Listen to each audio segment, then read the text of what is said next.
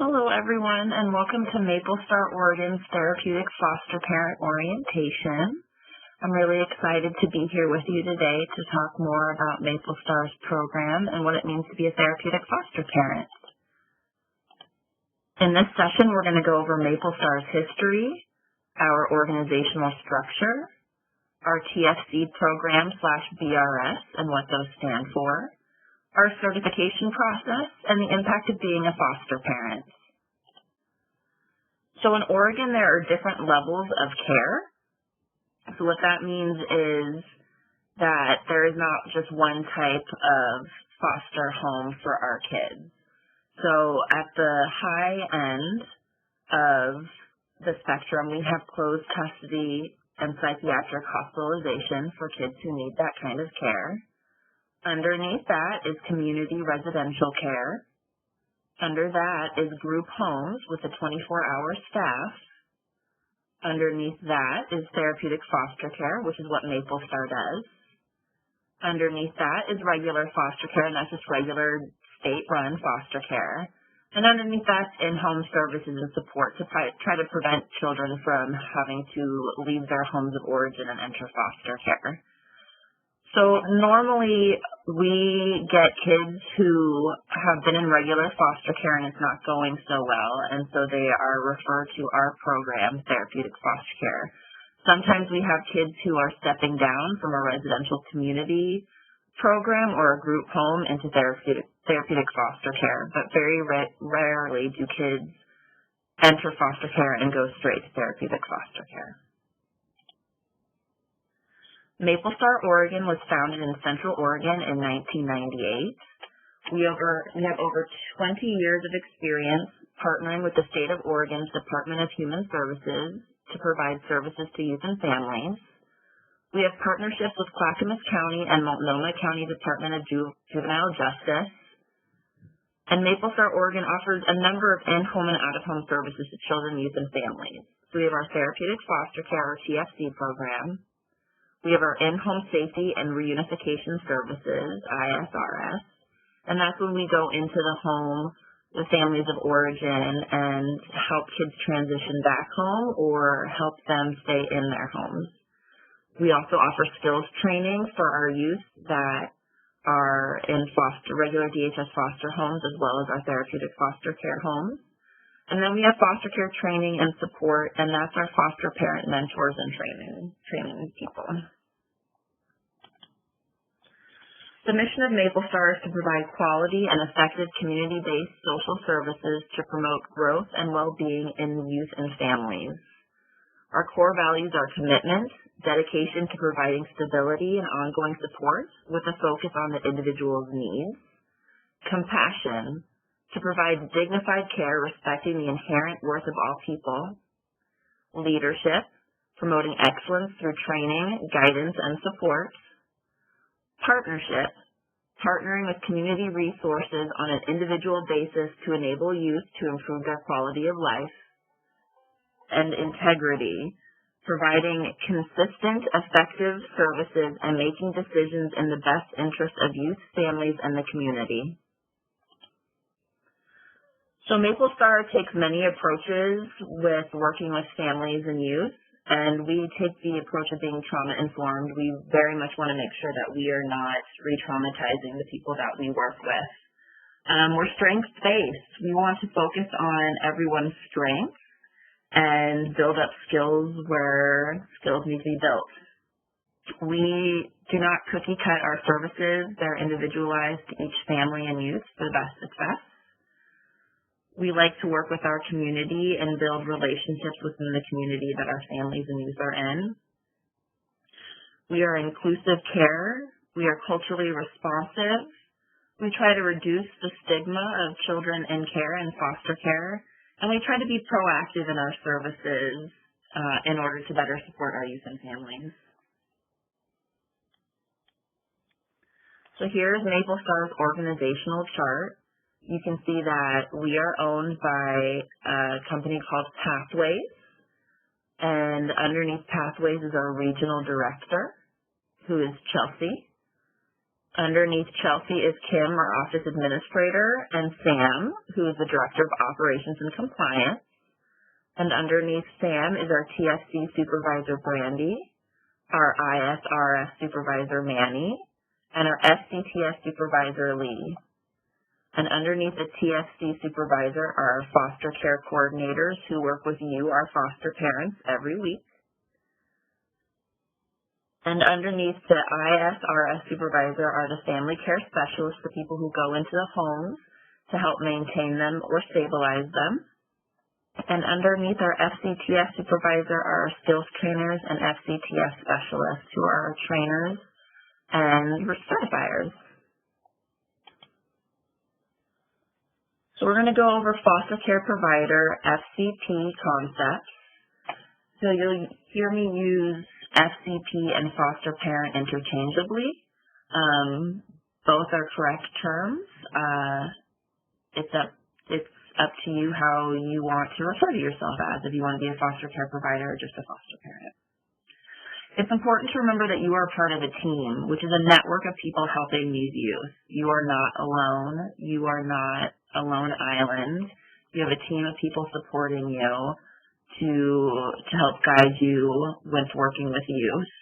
It's very easy sometimes to feel isolated when being a foster parent, and it's very important to remember that you have this team of people that have your back. FCP parenting, foster parenting is a job, and it goes beyond standard parenting. Our kids have experienced significant trauma, and because of that, their brains are wired a little bit differently. And so our kids don't do very well. They're not very successful with traditional parenting. And so our foster parents get more training and support around how to raise and build skills with the kids that are in our care. The reimbursement you receive from us is for providing for the direct needs of the youth and should go towards maintaining the home and the needs of the youth. Foster parenting is going to be hard. It's going to be the hardest job you've ever loved, and it will be so rewarding, but it is going to be very hard. Our youth require an intense amount of supervision, much different than their peers. It's important to know that when kids first come into our program, they are in sight and sound level of supervision at all times.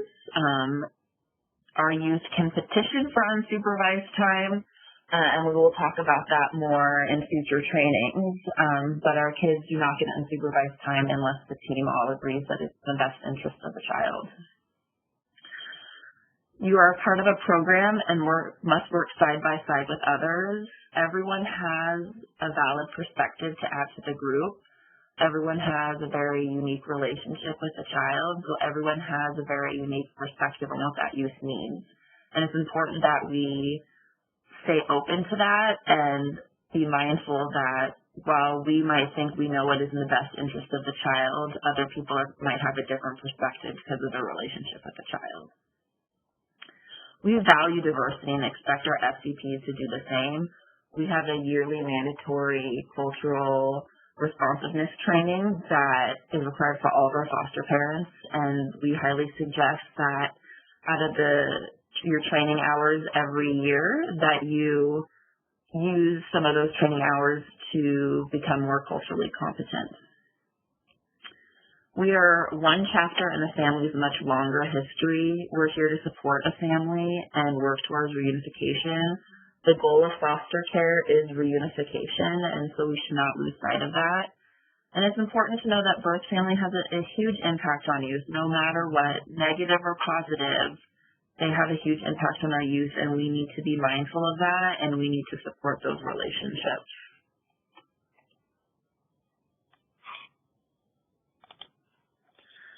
So Maple Star Oregon's TFC program, or Therapeutic Foster Care, so TFC stands for Therapeutic Foster Care, offers Behavior Rehabilitation Services, or BRS.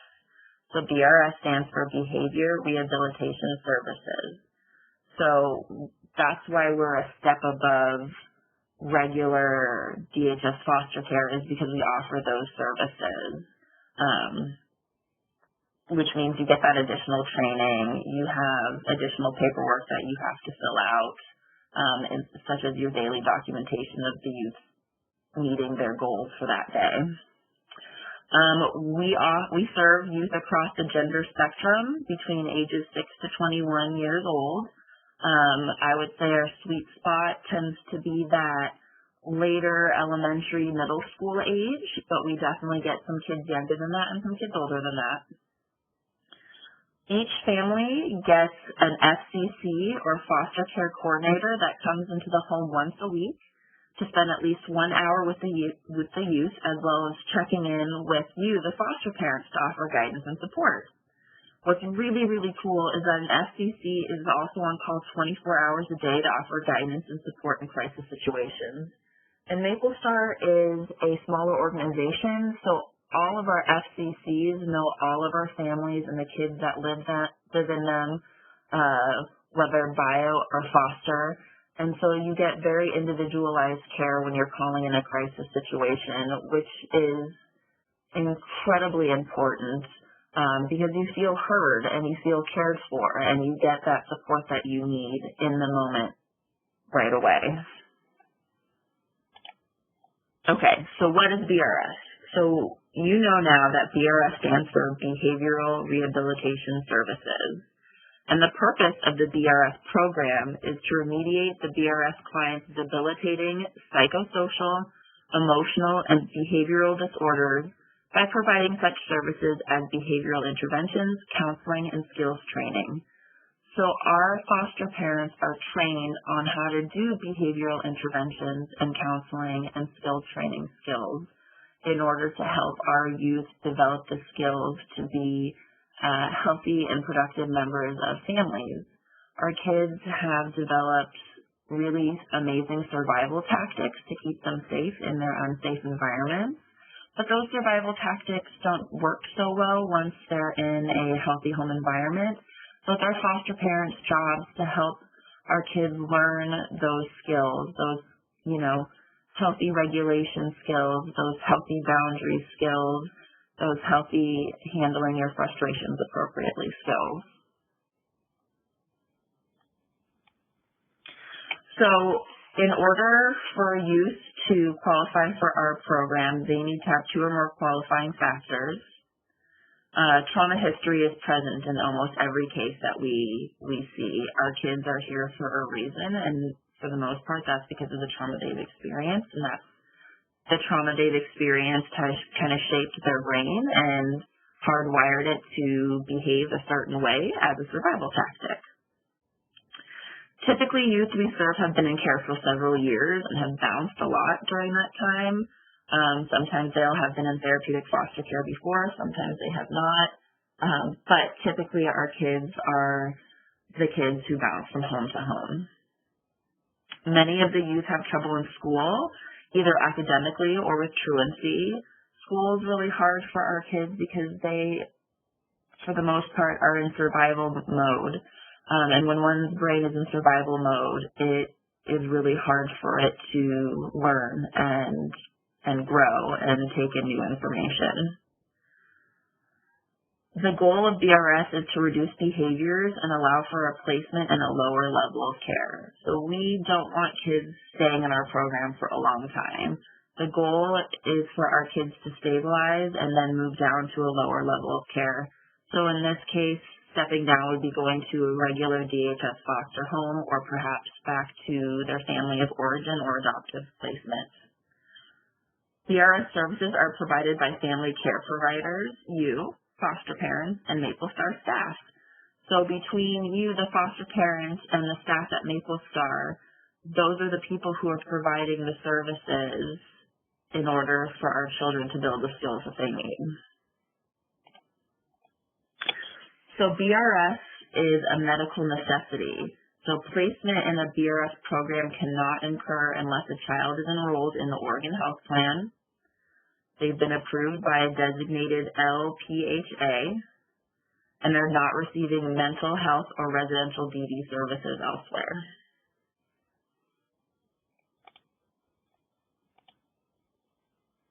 So, our youth need to have a primary mental, emotional, or behavioral disorder or developmental disability preventing them from appropriate functioning. So whatever is going on with our kid, whether it be a mental, emotional, or behavioral disorder, it's getting in the way of them functioning appropriately. Our youth demonstrate severe emotional, social, and behavioral problems. Their emotional outbursts tend to be inappropriate for their chronological age. So you might have, 16-year-olds who are having a temper tantrum. Our kids require out-of-home behavioral rehabilitation treatment to restore or develop developmentally appropriate functioning. So our kids can't be able to maintain in their home environment. They need out-of-home behavioral rehabilitation treatment in order to help them. So these are not services that a kid can get while living at home with their family of origin. Our youth are able to benefit from the BRS program at a developmentally appropriate level. And our kids cannot have active suicidal, homicidal, or serious aggressive behavior, and does not have active psychosis or psychiatric instability. If our kids are starting to struggle with these things once they come into our care, then they are referred to a higher level of care. We will not take kids who are actively suicidal, homicidal, or have serious aggressive behavior, because putting them at this level of care is unsafe for them and unsafe for us.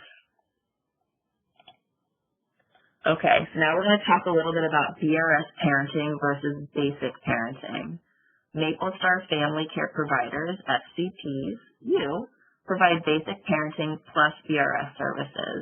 So that's why it's above and beyond normal parenting, because you're providing that standard basic parenting, plus you need to build skills and offer those behavior rehabilitation services to our children. Our foster parents provide counseling, behavioral intervention, and skills training. And counseling is not putting you in the role of a therapist. Counseling just means talking to the youth about what they're feeling and how they're processing things. It's really getting to know a youth, deepest feelings and helping them learn appropriate language around talking about emotions and becoming more emotionally intelligent. Our foster parents document 10 hours a week of BRS services. So we need to be offering 10 hours a week of counseling, behavioral interventions, and skills training that we provide to the youth. So as a foster parent, every day you log on the counseling that you provided, you log on the behavioral interventions you provided, and you log on any skills training you provided to the youth in your home. You need to have a total of 10 hours of those services, counseling, behavioral intervention, and skills training a week in order for the child to continue to get our services. If you're struggling to get 10 hours a week of BRS services, then that's telling us that it's ready, or that youth is ready to step down to a lower level of care. So you as foster parents, we've already talked about, also have to provide an enhanced level of supervision, that those first few weeks that those kids are within earshot and eyesight of you at all times. But like I said, our kids, as they grow skills, are able to petition for unsupervised time and will be granted that if they have the skills and chronologically it's appropriate for them. FCTs, foster parents, are advocates for the youth and attend all service team meetings involving decisions for the youth in their home. It's also highly suggested that you go to any court dates or RAP meetings or school meetings so you can be an advocate for the youth. So BRS is not intended to be a long-term solution. The goal of BRS placements is to work to a step down to a lower level of care. So we want to build skills within our kids so that they can be in a lower level of care. We want all kids in foster care to have as much of a normal life as possible, and therapeutic foster care is not a normal life for a child. It's hard work for them to learn the skills that they need in order to be successful. And so we don't want our kids to stay here long term. We want them to build those skills so they can lead an active and healthy life. So our qualifications for foster parents are: you must be at least 21 years of age. You must live in the state of Oregon and have a valid ID or driver's license. All members of the home 16 years or older have to pass a background check. So even if you have a biological 17-year-old child living in your home, they would need to get a background check to make sure that they pass. And it's important to background check anyone you have frequently coming into your home, just to make sure that they are a safe person to have in your home. As a foster parent, you must demonstrate economic stability, and that just means that you are able to take care of you and your family's bills without having to depend on that reimbursement stipend. Our families need to be physically and emotionally healthy and have auto insurance as well as homeowners or renters insurance. And you must be able to meet the supervision requirements of our youth in care. If you are unable to provide that level of supervision, this level of care will not be a good fit for you. All right, so now we're going to overview our certification. So the first step is to fill out an application. When you're ready to get started, complete the initial application and return with the following documents. So there's that background check we talked about, because you'll need to be fingerprinted. You need to provide copies of identification for each person completing a background check, and you need to fill out the youth behavior comfort tool. And all of these things can be done online through our website. After all the initial paperwork is filled out, the next step is pre-service training. So this is offered monthly. Check in with your FCTS specialist to inquire about the next training in your area. It's 2 full days of training, and then there's additional training that is also required, some of that being online and some of that being in person. CPR is one of them. Some documentation we might request from you are your auto insurance verification, your renters or homeowners insurance verification, and a water quality test if you are using well water.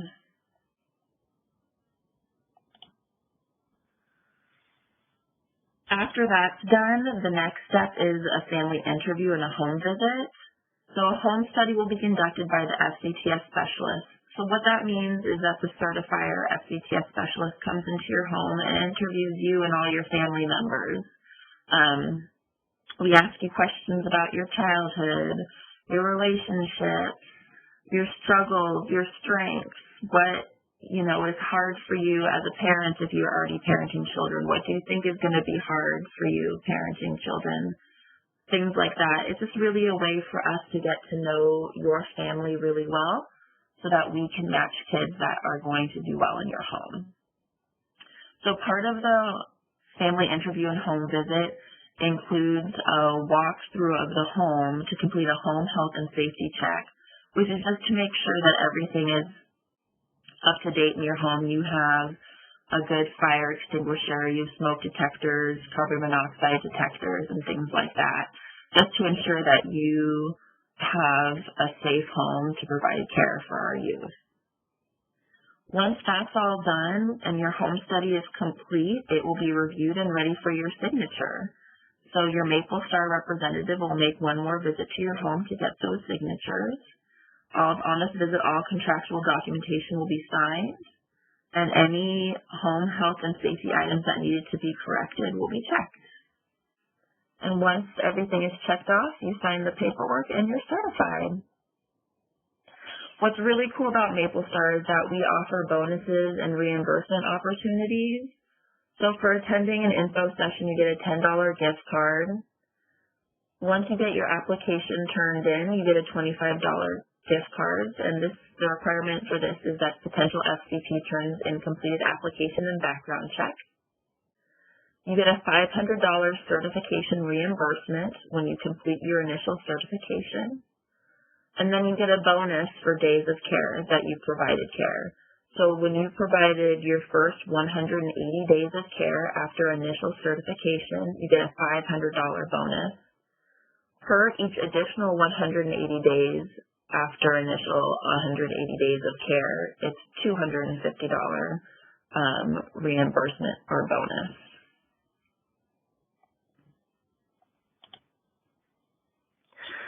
So it's important to know that this is going to have an impact on your family. A foster child will be part of your family for a period of time. And adding a family member, the youth who's in foster care, will change your relationships with your already existing children in your home and with any significant others that you have. You need to make sure that the family is ready to make room for youth and adjust accordingly. It's not appropriate to expect a youth that has come from a hard place to just immediately fit into your family. Our kids come with their own set of beliefs, their histories, their wants and dislikes, and we can't expect them to change everything to just fit into your family. Your family is going to need to flex to meet where the youth is as well. It's also important to note that when a youth leaves, the family has to adjust again. You might go through the grief and loss process. It's also important to note that you might go through the grief and loss process when a child is first placed in your home because you're mourning what life used to be like. You're adjusting to this new life, and with that sometimes comes some grief and loss. Some community relationships intensify. All of a sudden, you're going to get to know the school faculty really well and medical professionals really well. Our kids struggle with school. Many of them do, and so getting to know the school really well will be very helpful for you when advocating for the needs of the youth. You'll also have new relationships develop. You're going to build relationships with the family of origin or birth families. You're going to build new relationships with community partners who are there to support your family as a foster family. And every aspect of your life will be impacted due to foster child needs. Our children are high needs, and it takes a lot of time and energy and our own resources to provide the care that they need. And it's important to have a healthy understanding of how that's going to impact your other relationships and your life. It's not about you anymore. It's about the child in your home. And it's important to remember that we need to flex to where our kids are at. Our kids don't have the skills to meet our expectations yet. So here are some strategies for strengthening and maintaining relationships. So with your marital or primary partnership, plan and follow through with making time for one another. It's really important to plan that date time, even if it's just a half an hour after the kids go to bed, that you talk about nothing but, anything but the kids kind of thing, so that you're continuing to nurture that relationship. Structure a time to deal with parenting and family issues separate from special time. So when you're having that special time, that's not the time to talk about parenting or things that might be coming up with our kids.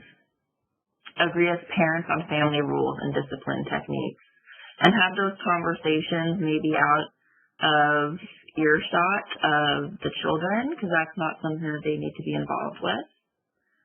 And agree not to disagree about these things in front of the youth. If you disagree with something that your partner is doing, bring it up at a later time when the children are not around. And you need to support each other on having individual time and outside interests. When caring for high needs youth, it can become very easy to fall into patterns of codependency. And so it's really important that you continue to maintain that individual time and outside interests that don't revolve around the children. If you have permanent children in your home already, becoming a foster family will impact your relationship with them, and it's important to involve them as much in family decisions and the potential placement decisions. I always found it very helpful when I would get a referral for a youth would discuss openly the youth, where they fell on the gender spectrum, the age that they were, and maybe a little bit about the general struggles that they have. Like I would say, struggling with handling their frustrations appropriately. Things like that, so very generalized. And having a conversation with your permanent children about how that feels is really important, so it feels like they have a voice in the situation. Have realistic expectations about your child's feelings regarding foster placement. They might be really excited about this until a youth moves in and reality sets in, and then they might feel a little bit differently.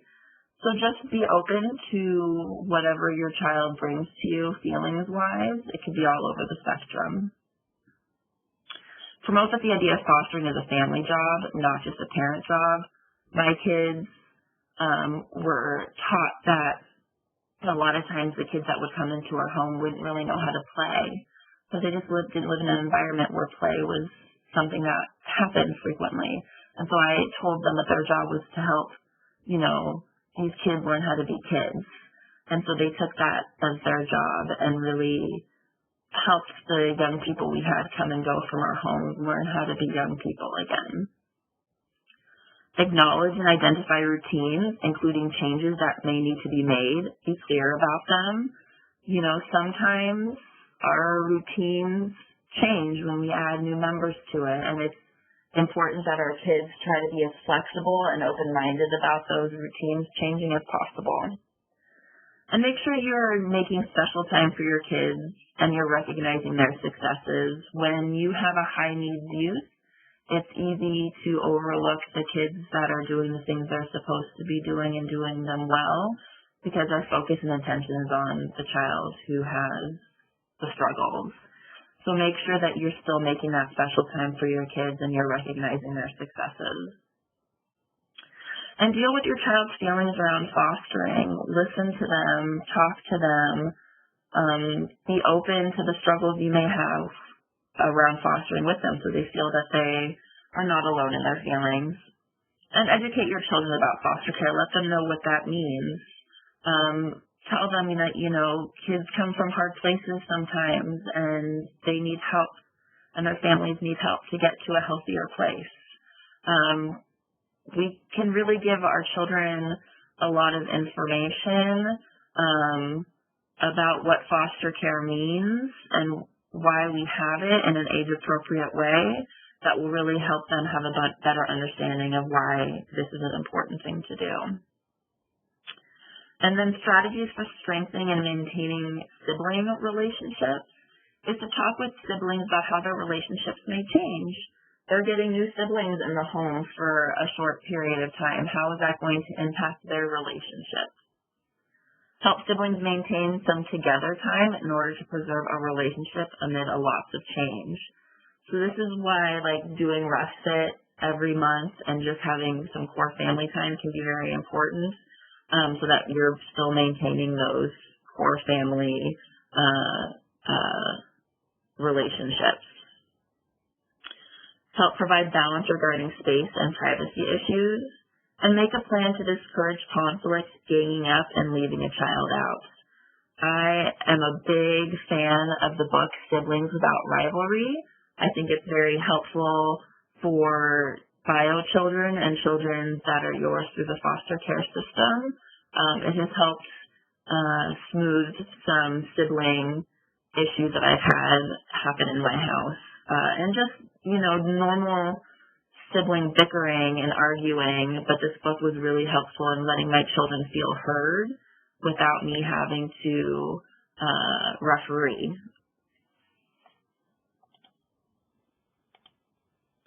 Okay, and now we're going to watch a few videos about the foster care experience.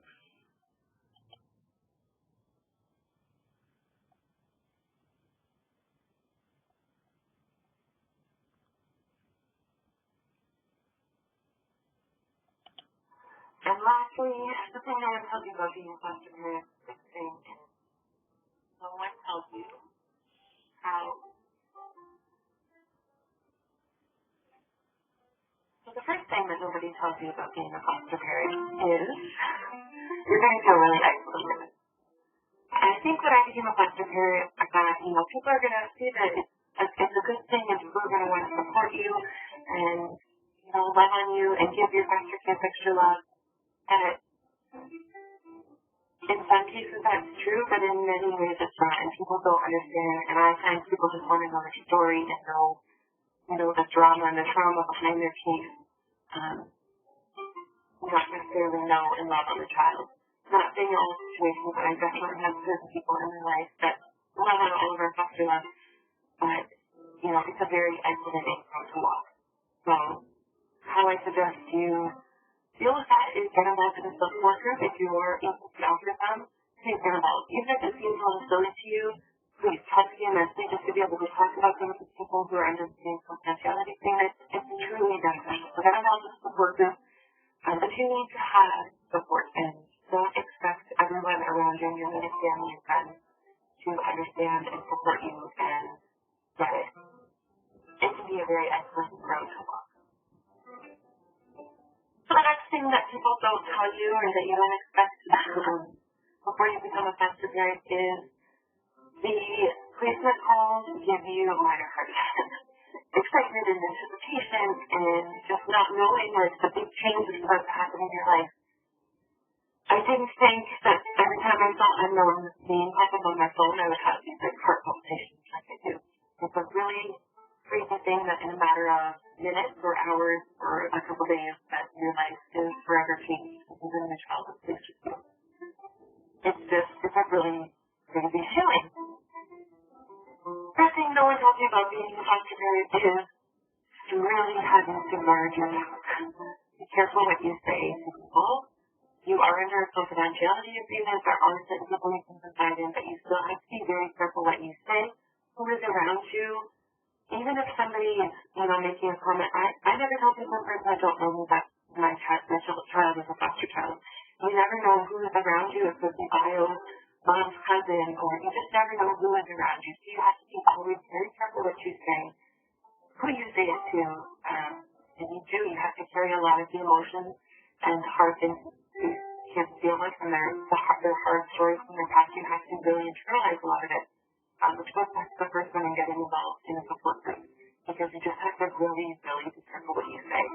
And people have different judgments about bio families, and they don't know what it's like as a foster parent. They don't know, so you're going to hear some really negative things that you might not agree with, but you really can't get into a debate with them about it. So the thing is just be really, really careful what you say. The first thing I want to do about being a foster parent is you're going to want to say yes to every single phone call. If you have the intention of adopting one day, I really only wanted to say yes to placements that sounded like they would be going that way, to a child that really, really would need a forever home. But every time the phone rang, I kept saying yes. Whether my husband agrees or not, I kept saying yes, which, that's something that we really talked about, and we're totally on the same page now. But, my urge to protect and care for these children just bubbled up over the top, but I didn't even, finish hearing what the social worker would say, or the things what they say before I could say yes to that child. So that overwhelming urge to say yes, even if largely you think you're not going to, there's a very, very good chance that will happen. So watch some of my other videos, be prepared for what you want to say yes to, and stick to that. Don't say yes just because you're in the moment of adrenaline with fast people call. The fifth thing no one told you about being a foster parent is the amount of rude questions you get. And I have a video here, I'll leave it in the description box about some of the rude questions I get and how I handle it. And yes, some of them just come out of curiosity. But again, it goes back to people not knowing and being very, very judgmental of the bio families, just not knowing how it all works. You're going to get a lot of rude questions and rude comments, and, I really didn't know how to answer them in the beginning, and it took me a while to come up with some answers to the questions, the rude comments and questions that I get over and over again.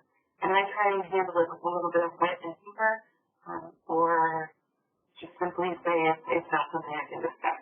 Those are kind of my ways I handle it, but yeah, it's, anybody new that finds out I'm a foster parent, everybody has something to say about it.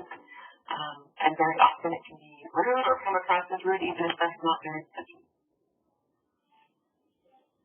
And lastly, the thing no one tells you about being a foster parent, the sixth thing is no one tells you how deeply in love you're going to fall with these kids. I think I thought I was going to be able to separate them from my bio children and separate that love. You know, and in some ways there's always that last string from my heart to theirs that's not complete because they are not mine. But the fact that they have such a vulnerability to them and such a need to be cared for and protected and loved, it just makes my heart swell with love for them. And, you know, the first time they walked into my home, or the social worker brought them into my home, or the first time I saw them at the hospital, I remember those moments just as vividly as I did when I birthed my two biological children. And those moments are just forever ingrained in my head as a mother meeting her child. And it doesn't matter what your opinion is on a foster parent being called a mother or, you know, you're not their mother. You know, I will hear that a lot. For the time that they are with me, they are my child and I am their mother. And that doesn't mean I'm discounting their real mom, their biological mom, but I am playing that mother figure in their life. And that love, that mother's love, comes so quickly. And in some kids, I think that love is tested a lot more and you have to be a lot more patient wanting to show that love to them, but that love does come instantly. So those are the 6 things that Noah told me about being a foster parent. Maybe they'll help you before you start your journey. And maybe not. But anyways, thanks so much for watching to the end. If you're new here, please consider subscribing for foster parenting about motherhood and parenting in general, and a little bit of beauty-related content. Thank you so much for being here today. Like this video, and I'll see you guys on the next one. Bye. That was that video. I hope you liked it. It offers some very unique perspectives. Now we're going to watch this one.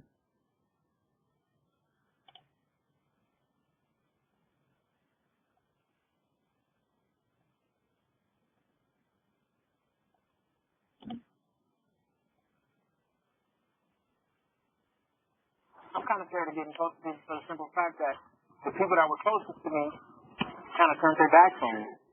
So it's like I don't allow too many people to get that close. So I really don't have very long relationships, you know. I tend to push people away from me that I need to keep around me. But I never know, you know. Growing up in a group home, it's like everybody for themselves. People have to earn a degree of trust with me. I mean, still to this day, I don't trust anybody. And I tell people that straight out. I don't trust you. I don't believe in you. Trust is a big word. And trust is very hard to earn. Especially with someone whose trust has been broken repeatedly.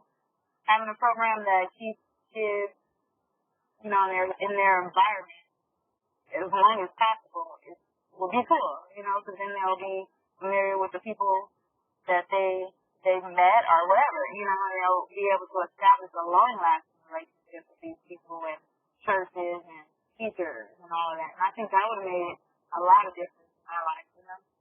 Maybe I'd have a best friend now, and I'd be able to trust people more.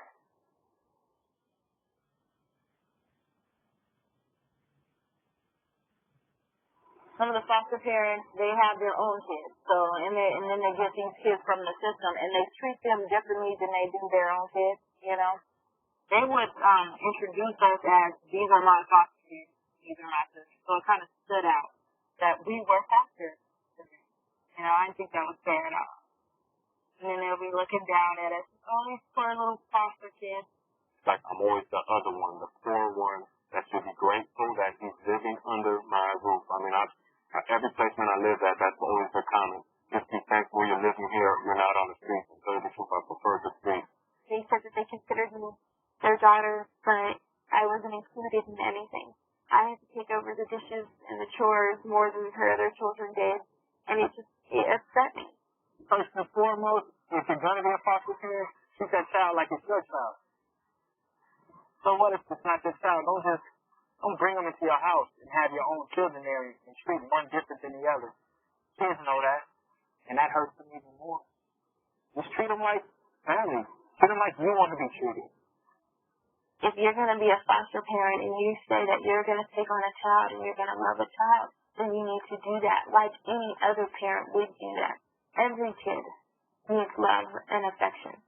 Everyone. Give them space, give them time to get to know you and ask them questions. Continue to ask them questions, even if they're really quiet and really shy. Just ask them how school went. Ask if they need any help with homework. Is there anything they really like? Do they like baseball? Do they like swimming? And if you just listen and give them the opportunity to talk, dinner, bedtime, just before a movie, after movie time, it'll give you that, that chance to just express yourself and let your child express themselves. So the relationship will last better because you'll have an open understanding.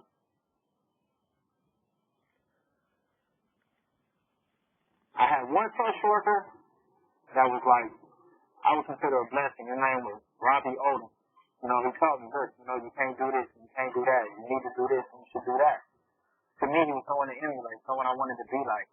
Because he had his head on him. Everything he did was positive, When I have problems in school, he would come up there and talk to my teacher. He was there. It was like more than a job. He treated me like I was, one of his family members. My last foster mother, Deborah Spencer, she helped me through a lot. She treated me as if I was her own kid in the sense that she wasn't a person that said, I love you every day, or you just give me a hug. I think I've only received 2 hugs from her. She probably said, I love you 3 times, but she taught me things that I would need to know to live in the real world. There are good foster parents out there, and I know other kids that doubt them. I doubt one foster parent. Her name is Billy Wilder, and she was really good. Takes of emotion, and not many foster parents do that. And she gave me hope. Really what it was is that I wasn't just a nobody's kid. I could be somebody, and I could be part of a family, and I could be loved. The current foster family that I live with now, I consider my mother and father because they have been there for me. And I started calling them mom and dad about 1.5 years after I lived with them. And it was one day we were outside at the pool, and I was trying to get my foster mother's attention. And I just yelled out, Mom, and she turned around and she started, she looked at me and she goes, oh, yes, honey, what do you want? And I was so happy, and it felt so right to call her Mom. There are people out there that care. Even if you don't know, somebody else. You got to be willing to take the help.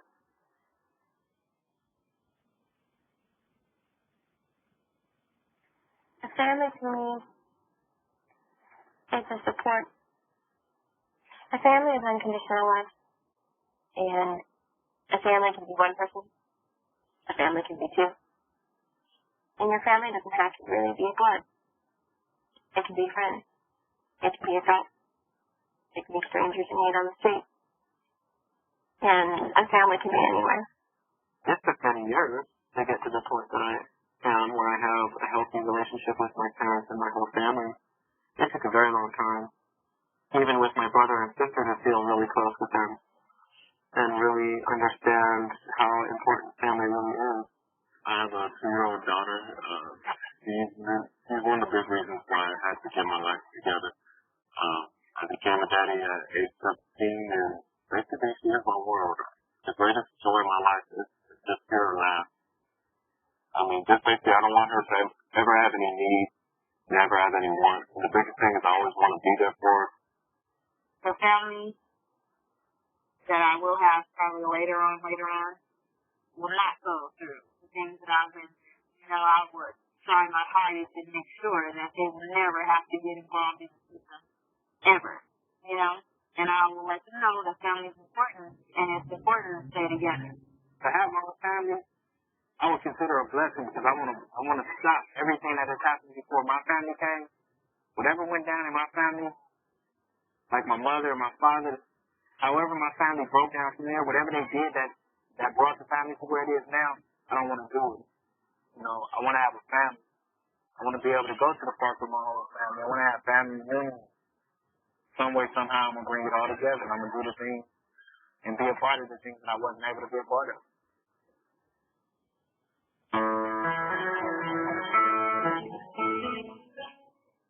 I'm asking for say you get into foster care, even if you're 3 years old. Because that's when you get out. That's when you're free. You don't magically just detach from, 18 to you're out there. You know, I can maintain my own bills. I can clean my own body. I can clean my own house. But I still need, you know, like some kind of, I guess it's love. It's just flat out just love. That's all that you need. If you need love, this is a big step. Am I going to make it? So that's kind of what I was worried about. Because I was so facilitated, you know. Everything's taken care of. Doctor clinic, everything. Bills. All that stuff was done for me. So, and we didn't really get a chance to do it for ourselves. But I always knew in my heart, you know, I'm going to make it regardless because I'm person. I thought a lot about becoming a foster parent, and I want to be a foster parent because I want to help.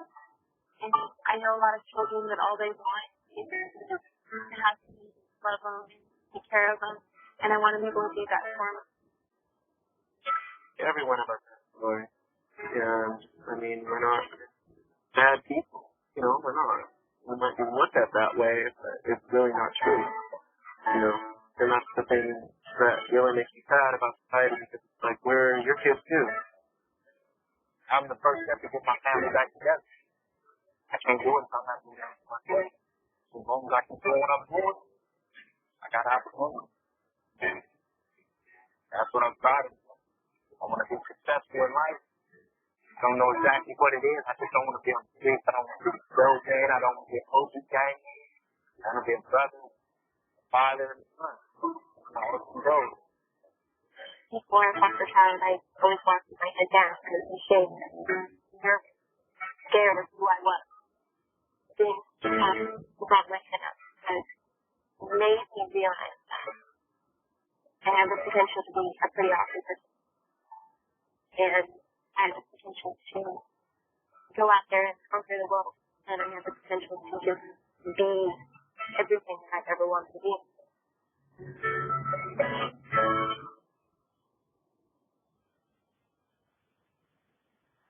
Why should I feel? I really like that one because it gives you a very good understanding and perspective from youth of kids who were in the foster care system. So it's voices that we don't hear very often, and I think that we need to hear more from our kids who've been in foster care so that we can continue to learn and offer even better care for the children in the future. All right, and our last movie.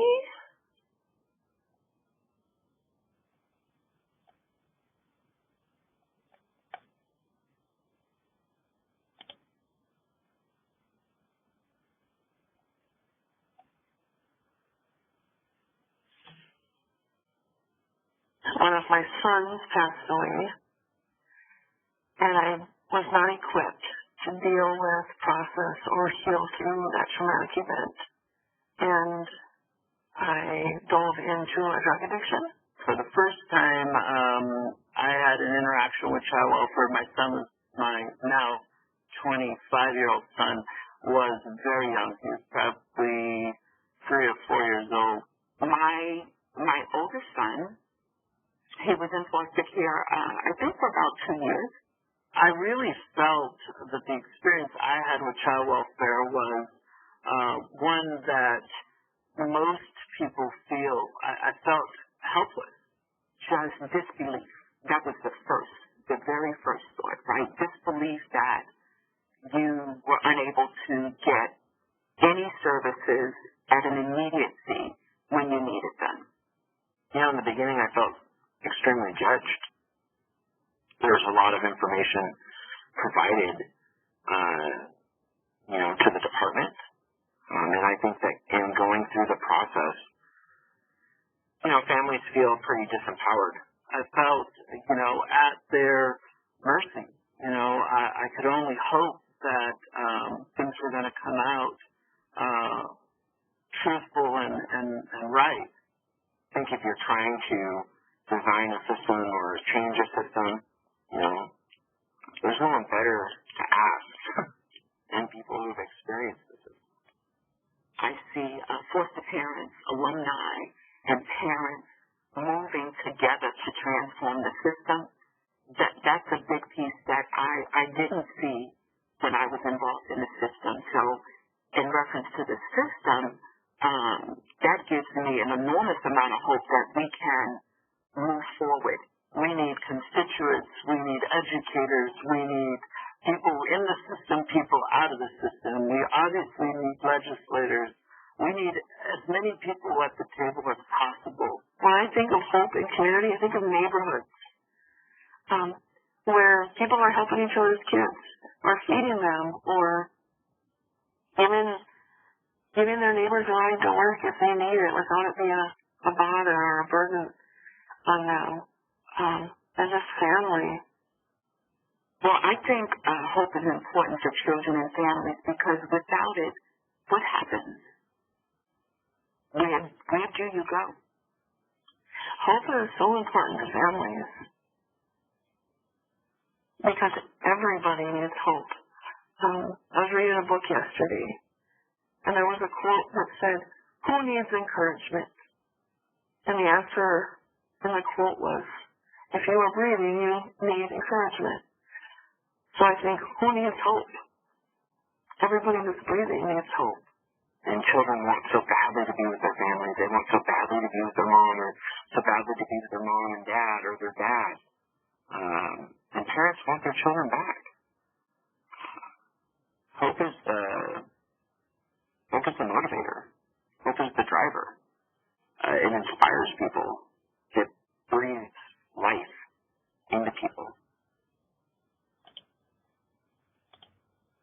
I also really like that video. I think it takes a lot of bravery for people whose children have been involved in the system to own that and use their voices to talk about their experiences. Because there's a lot of stigma around having your kids in care. And so it's not an easy topic for parents to want to talk about. So I'm very thankful that they shared their experiences. And that is the end of orientation.